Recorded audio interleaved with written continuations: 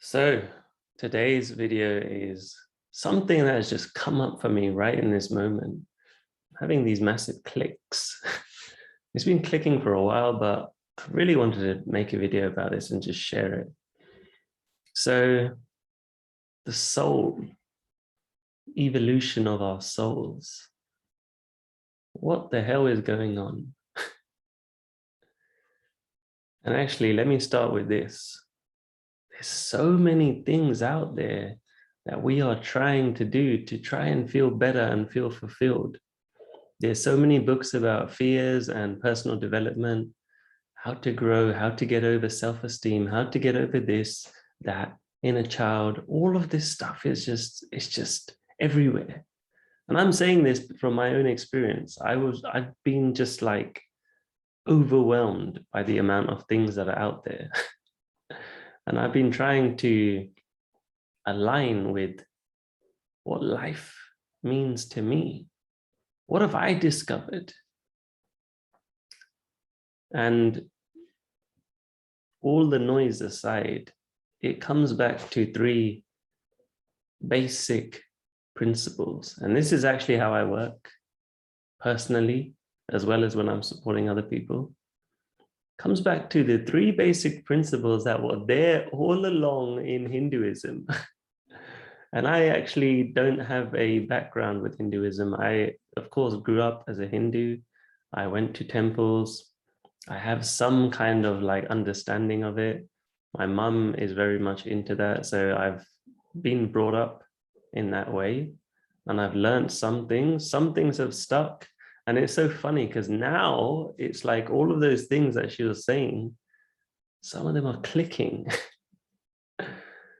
But here's the thing, like she didn't teach me things in a way that is gonna absorb. And what I mean by that is like, if you try and tell someone something, it's not gonna click until they understand it for themselves. And I went on this like quest even, without even wanting to be on this quest. It was like this quest called me. This quest for understanding, like, what the hell are we doing in this earth? How do we get over these fears? What do we want? And again, it came back full circle. I went through all of those things I just mentioned, every single modality of personal development, using the body, using the mind, every single thing, psychotherapy, modern stuff. And it has come back down full circle to what Hindus have been speaking about forever. The three concepts: destruction, preservation, and creation. Those three modes. If you are working with those three modes regularly in some way, which I'll go into in a moment, then you are going to have an amazing life. You're going to transform. Forget all of these personal development books, getting lost in them and getting confused. Just work your way through these three modes. Because here's the thing. Why do we need destruction? So there's a Hindu goddess called Kali. And by the way, I'm not here to teach you Hinduism. I'm just saying what's making sense to me right now. So the mode of destruction, there's a Hindu goddess called Kali. You're not here to worship the goddesses or the gods. They are representations of what is within us. That's one massive discovery I've had in my like road of personal development. This destructive power that she represents, which is what we really represent, is our ability to use our own energy, churn it up, create a fire, and realize that these things, these fears, these things in our mind are not actually real, but to get to that place, you have to destroy your attachment to it. Imagine like there's a rope and we are attached to our mind, everything we believe, the fears, the doubts, the things that are going into our head, the mind, really, the mind. We have to cut that rope and we have to dissolve the attachment to it. So this mode of destruction is absolutely necessary. It's unlearning everything you know or you think you know. Because when we were younger, or throughout our lives, things have happened and we've made beliefs out of that. We've been brought up certain ways, or people around us, whatever, society in general, country, whatever. We have been brought up a certain way. So we have beliefs about what the world is, what it means to us, a map, right? You need a map to be able to function in this world. Like a robot needs programming. A train needs programming to be able to run across the line. It needs something. So we've got this map. So with that, there's a lot of things that don't serve us. So this path of destruction is really destroying all of it. And here's the thing, everything I'm talking about in this video is something I have experienced firsthand. None of this is theory. None of this is some stuff I read in a book. Like I said, I didn't choose for it to make sense this way. I didn't say, hey, oh, this is what it says in the book. Let me try and follow this thing. No, this is how it's worked out for me along my journey. Everything that's happened in my life has led me to these experiences where I literally felt this destruction of my mind happening. And it still goes on, but there's been massive work done where I've destroyed beliefs. I've destroyed fears that I had. I proved them wrong. And then these really deep-rooted beliefs, yeah, that I've also worked on. And I felt this like darkness. I felt literally this destruction happening. And what happens during that process, what happened to me anyway, is a lot of tears, a lot of like being scared, thinking I'm going crazy because it feels like you're losing your mind, really. You literally are losing your mind. And that's not comfortable. It's like if I said to you, you have to change everything in your life. It's scary. You have to leave everything behind. Even your name, you would probably be unsettled. That's what I had to go through, like step by step, over time, and just detach from all of these fears that I thought were real. And you realize like, wow, I am a different person without this. I'm so much more powerful. That's the whole point of doing this stuff, to tap into your purest self, the self that was there before your intellectual mind calculated everything that was going on, even when you were younger, right? Years 3 or 4, your mind was collecting and making meaning out of things. And then those become patterns. And when you're younger, it's so emotionally driven and charged that it prints. It's like a printing thing, an imprinting. It stamps something into your brain, and then that starts strengthening over time, right? Become accustomed to that. So when I'm talking about this process of destruction, is really about coming back to the original you, the one that didn't have to change as a result of everything around them. And that's this bit of work itself is massively, massively powerful, life-changing. And the ways you do it, this is all up to you. Like there's so many different things out there. There's like hypnotherapy. Maybe that's useful for you. I've had to do some of that on myself, but that word hypnotherapy, I don't know if that even resonates with me massively, but it's the tool which is basically allowing you to slow your mind down and feel into what these fears are. This, some people call this shadow, some people call it ego. I just call it mind. The mind, the intellect, intellectual mind, which has made meaning of things. And yeah, for me, there was a lot of like scare in this. I felt like there was demons going on. And here's the thing, like all of this stuff about demons and devils and darkness that religions have talked about, that's what they're talking about here. They are talking about the mind, which is creating demons, really. That's what it is. And I've gone deep into this stuff, and this is what makes sense to me. Maybe you're listening to it thinking, yeah, I don't know what you're talking about, Raj. This is what makes sense to me. This darkness, all of this stuff about the devil, that's just your fears, your mind. That's what it means to me now. Because on the other side of that, there is this light. There is this spirit, this you which is fearless, this you which is there when you're like on vacation and you're in nature, the one that's just buzzing. That's the other side of this. So now it makes sense why they call it heaven and hell, or like God and devil. Because this God in you is just this amazing like power and lightness. And this is not religious. You can call this whatever you want. You can call this light. You can call this your heart. Whatever you want, you can call it. This is just language, really. It doesn't mean much. Whatever language serves you. The destruction has been massive for me. And I've done it through a process of using my body. So raising this life force energy.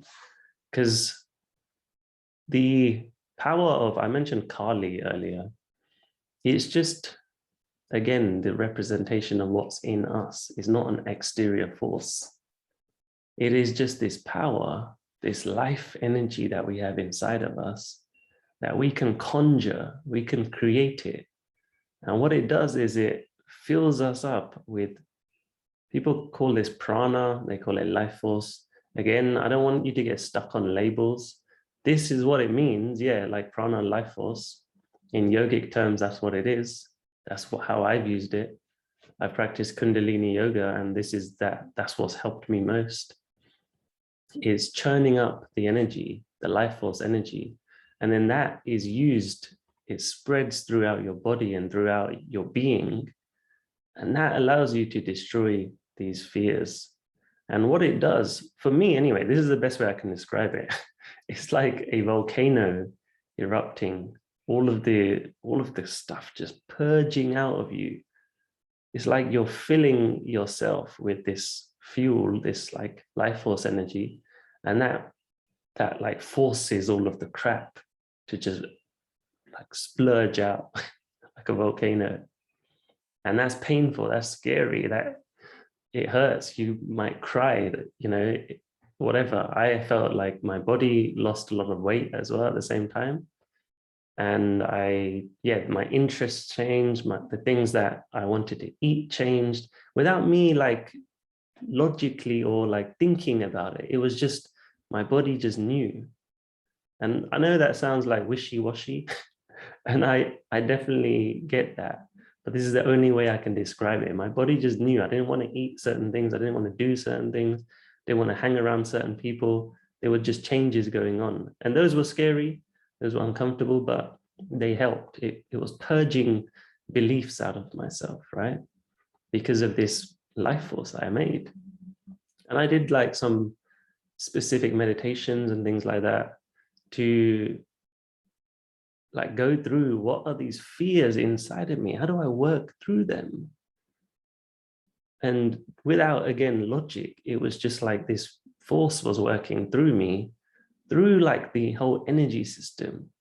And you can call that chakras if you wish. Yeah, that serves me in a way, but also doesn't serve me, because I don't want it to get wishy-washy and too spiritual, because it's just a process that's occurring. It doesn't matter what language you put to it. It felt like this energy was just bursting through my body, and it was working its way through into my heart, into everything and just coming out in pain and just sorting through everything. And like people take these experiences of ayahuasca and mushrooms, psychedelic experiences. I didn't need that because this really, all of those things are increasing DMT. It's putting things into you. Whereas like anything you put into you is just reacting to what's already inside you. That DMT, those mushroom things, they're just creating a reaction. But what I was doing was I was working with my energy with like yogic techniques, breathing practices, Kundalini yoga. That was doing what these mushroom and psychedelic trips does, but just naturally and consistently every day. Every day I was getting a dose, let's call it. And it's not like a psychedelic trip. It's just something that builds up and it does its work. It's like a cleaning process. It's pushing everything out that doesn't need to be there. So that's the area of destruction. And there's other ways you can do this. There's, people use things like shadow work. And sometimes I do this with clients as well. I'll guide them through a process. But generally, it has to be non-heady. Heady doesn't work. That's why sometimes psychotherapy and that kind of stuff doesn't work if it's too heady. For me personally, this is just my opinion. It has to be something beyond that. You have to access this power of destruction. Because really you're accessing, and this is going to sound wishy-washy as well, but you're accessing the powers of God. Yeah, I said it. You're accessing the powers of God. That's why I have come back full circle to these things that come from Hinduism. It clicked. I was like, wait, hold on. Everything I'm doing here, it sounds familiar. What is it? And it clicked. It was like, whoa, this is like the process that Hinduism has talked about of destruction, preservation, and creation. Wow, that blew my mind. That's why I'm making this video, because I have to just share with people so they can get what it means, right? It's not about some made up story and some gods. Yes, they have representations. Yes, that is a powerful force. But for me, it's like that ultimate representation that's there to represent what we are. That's all. You don't have to go and pray. You can do that because really when people are praying, they are connecting to that power in themselves again. Even if they don't realize it, they think, oh, I'm praying to this God. Pray, pray, pray, pray, pray. Oh, please, God, please, God. That's just accessing what is in you. That's why I don't really get like modern religion.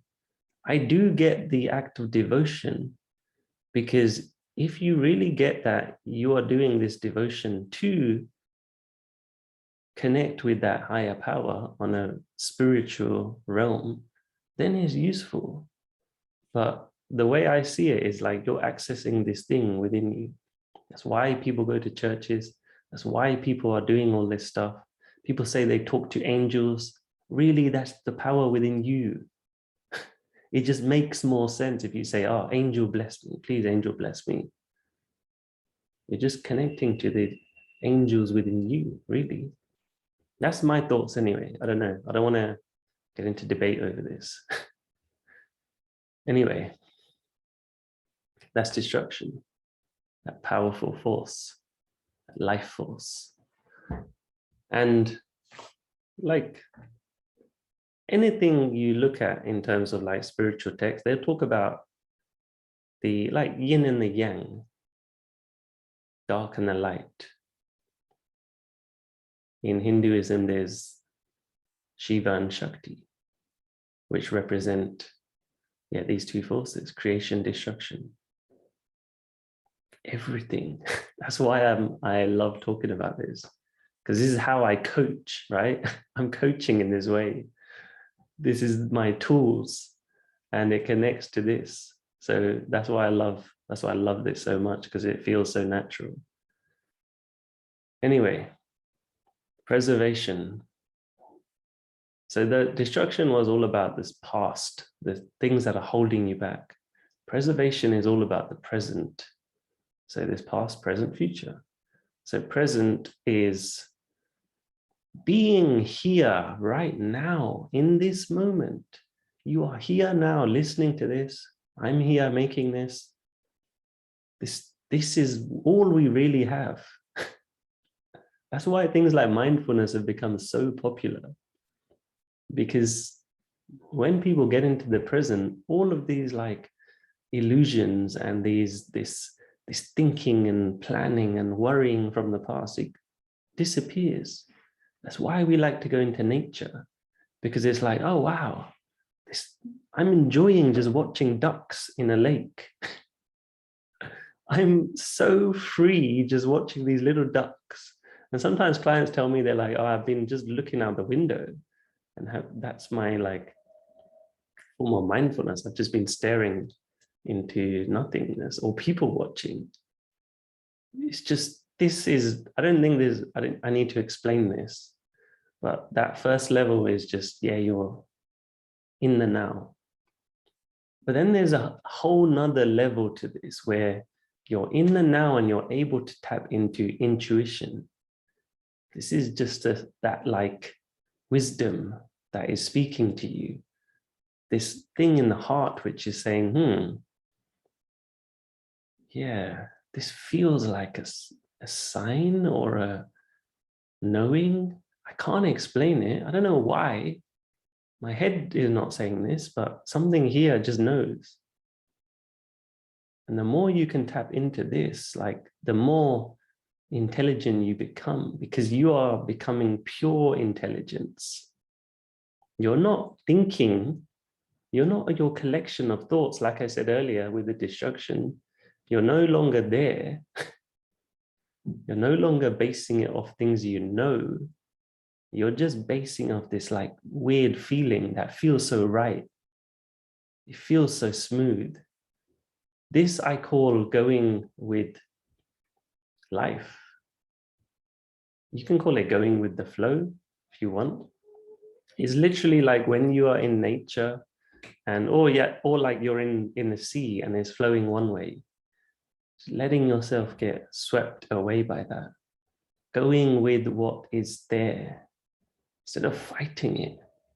Fighting our thoughts, fighting everything that's happening. Just being here. And once you connect to that wisdom, it's crazy what's possible. If you start trusting it and you start doing what it's saying, you're connecting to something bigger than yourself. That's why it feels so good. Why else would it feel good? It's like if I was to say to you, go and eat some fruits. You know that feels good because it feels natural. And it's like full of water. It's brightly colored. It's got this peel around it. It's just everything's made perfectly. Everything's made that makes sense to you. You can feel it. You connect to it. Whereas if I said to you, go and eat a cardboard box, that doesn't make any sense. That's not natural. It's strange. Your taste buds wouldn't even be able to recognize it. There's nothing about this cardboard box that appeals to you because it's not natural. When you're going with the flow, when you're slowing down and you're here in the being mode, you start knowing what is natural. You start connecting to what feels like it is true. True without needing to know why it's true. True without memories. Without explaining it. Just true. So this mode of like preservation, being, maybe preservation is not even the right word, but it's just this presence. You connect to other things as well. Like beyond that, you connect to love. You connect to gratitude. Like, what do I have here? I'm so grateful for these ducks in the lake that I get to watch and enjoy. I'm grateful for the family I'm around right now. That connects you to your heart. So when you're really in presence, you're connecting to heart. You're connecting to that being mode. Just grateful for everything you have. Feeling love, really. When do you feel love? When you're thinking about it? Oh, I think love. Think love? No. Feel love with someone. I'm with them. I feel them. I feel their energy. I'm grateful for this moment. So this mode is so important. And again, why I work with people in this way is because it's huge.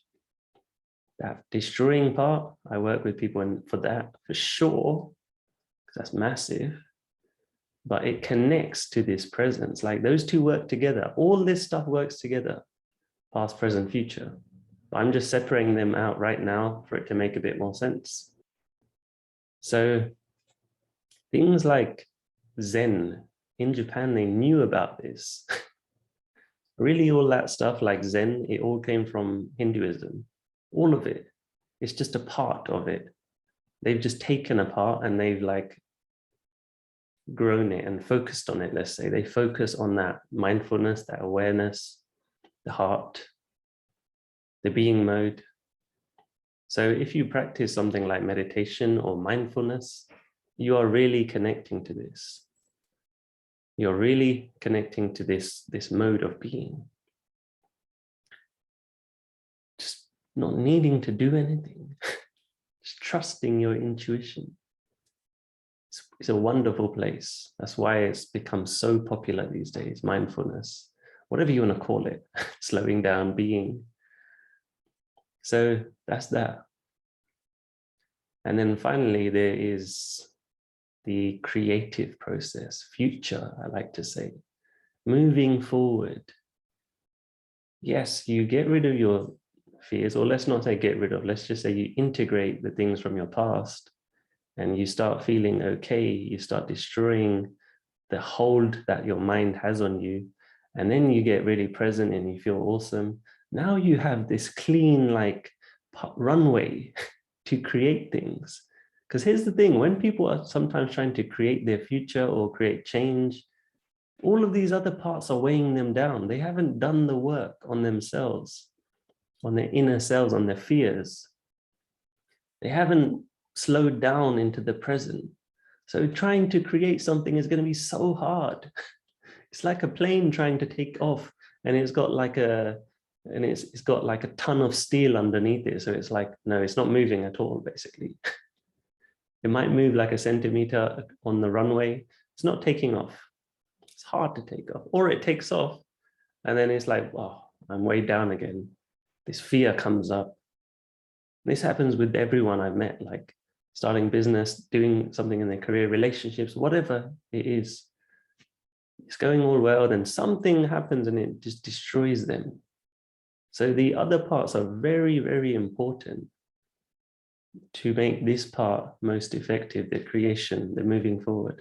This typically is the world of coaching, the moving forward part, but so is all of it really. But yeah, this is how I work. I like to work across all of this because it works together. So the future, creation, the transformation, this is you creating whatever you want, a relationship, a business, physical health, changing how you look and feel. That's a creative process. I used to hear that word creative and think, oh, I'm not creative. What does that mean? What does that even mean? That means someone getting a paintbrush and wearing those like artist hats and like putting something on a painting. No, that's artwork in one way. But being an artist of your life is also creative. Anything we do is creative. Like you say you want to go on a vacation, you've created that in your mind, this idea, and then you go and do it, you've created that. It wouldn't have happened until you've taken action, right? So that's a creative process. Writing something, drawing something, anything that's new, that's come from you, that's creative. So just remember that when I use that word, I'm just talking about doing something, achieving action, something that's been made. And this creative power is within us. Like this, again, I'm going to say it. I'm going to say God mode. God mode accessed. And here's the thing, to make this really powerful, because this can slip and this can become like ego-driven creation, egoic. And this is where a lot of people go wrong. It's like, oh, I need this. I need to do this because my mind says this. It becomes this like hunt and chase. I've been there. All of these things, I've been there. All of the challenges that I see people go through, I've been there. That's why I talk about it. That's why I'm passionate about it. I've been in egoic creation mode. It doesn't help. It doesn't work. It's like having the lowest type of fuel, the lowest power of fuel, the cheapest form of it. It doesn't help you as much. When I say creation, the way I've done this is, you know, earlier when I said about the past and creating this like power, and I did this through like process of Kundalini work, whatever else, like using the body. Here also you can use that power, that creative force. I mentioned like the power of Kali earlier, the Hindu goddess of destruction. Here again, it's just her in a different form. And here's like where it all made sense to me. I was like, why is there so many gods? I didn't understand for such a long time. It's because they are just different forms of the same, really. Different forms of these three things I've just said: creation, destruction, preservation. So the feminine power is this creative power, Kali, destruction, but really she's a form of Shakti. Shakti is creation itself, really, is creation itself. Anything, you look around your house right now, this had to be created by something or someone. Even like wood, that's come from a tree. On your floor, if there's wood, this come from a tree. Anything you have around you has been created. Everything, literally. So when we access this creative force, we are really accessing the power of creation itself. And this, I'm not going to go massively deep on this, but just know that like there's this whole concept of God and the universe and some power out there. It's you. It's you. And this is what I've been able to access. And this has been a massive, massive shift for me. I would not have understood this before.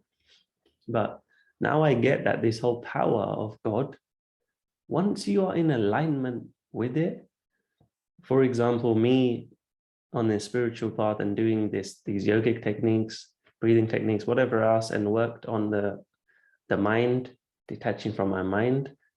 After that, I got to access this power of literally creation, because you are not stopped by your mind.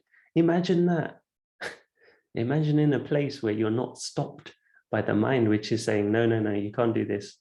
No, no, stop, no. And it's pulling you everywhere. Just without that, all that's left is pure potential. It's pure potential. It's hard to even fathom. When you're hearing this, you're probably thinking like, without mind, what is that? It's the intuitive aspects that I mentioned earlier in presence, but then combined with something more. It's combined with your power to create something. For example, we're doing this all the time, like I said, with holidays. You would just find something, have an idea, and then you make it happen. It's the same thing. You have an idea, and then you align your energy towards it, you feel like you already have it, you know what it is, then you take action and you know that you're gonna have it. These days, people call this manifestation, but I don't know if I like that word. It's been muddied by all of this, like people misleading people into stuff, thinking you repeat an affirmation and things happen. Yes, affirmations can be useful, but I prefer to create all of this life force energy within me, using the body, and then visualizing things that I want to have happen, feeling like they have happened. My body is aligned then. It knows that this is real. When you are asleep having dreams, it feels real, doesn't it? It's the same thing. You're just putting yourself into dream state, seeing your future, feeling how it feels, feeling the excitement. And then you are going to take actions in the physical world that will help you move towards that. Things get created. And there's way more to this, way more. But let's just keep it as that for now. This power of creation is within us. And if you are aligning your whole energy across your body, and you have this awareness in place, there's no limit to this. You're literally creating magic. It's magic, really. It just gets made from you. You're not stopped by the mind. You're fully present. You're not like panicking about this thing that you want in the future and being desperate and attached to it. No, you're setting intentions out there, and then every day you're doing something that's keeping you in alignment with that. So those are the three energies. There is the destruction. There is the presence, the being mode. And there's the creation. Those three combined, when they work together, like limitless.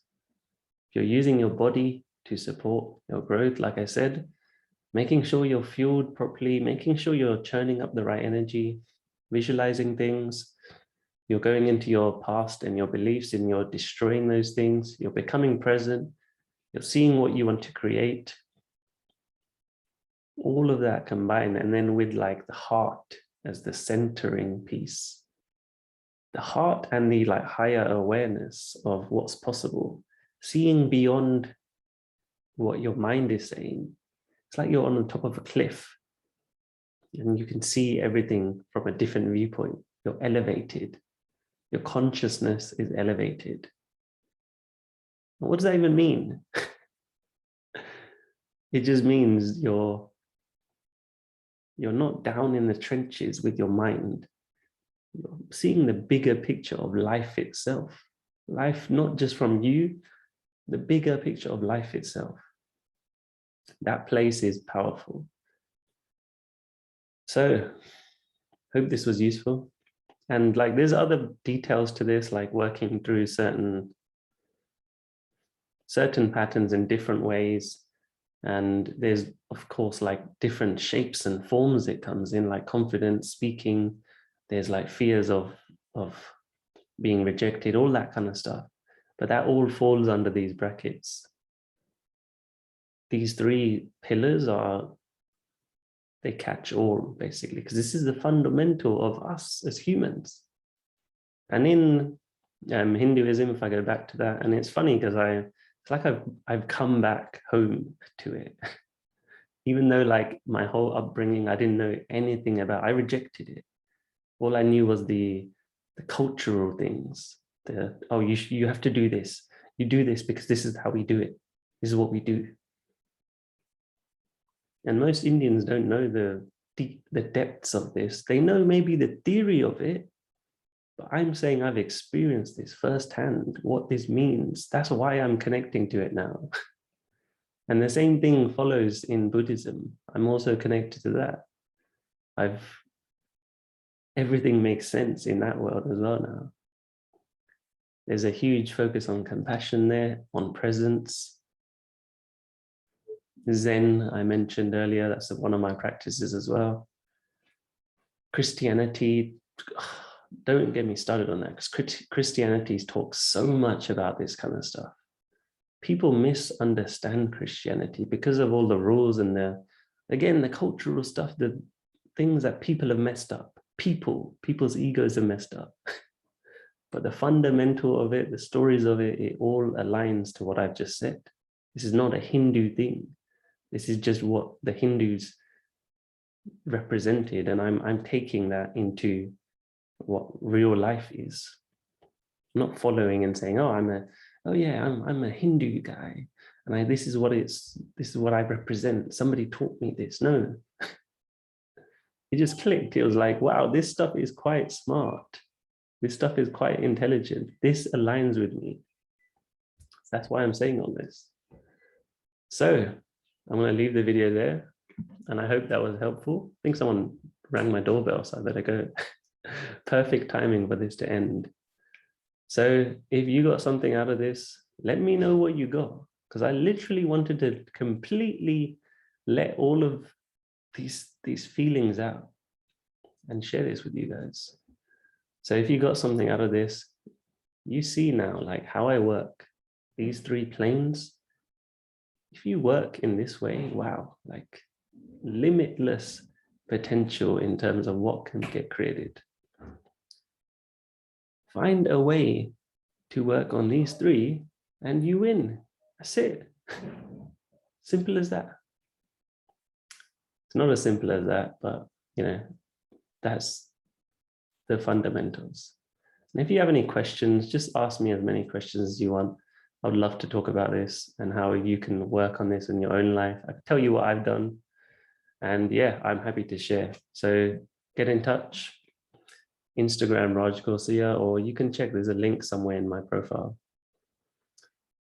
All right, let's speak soon.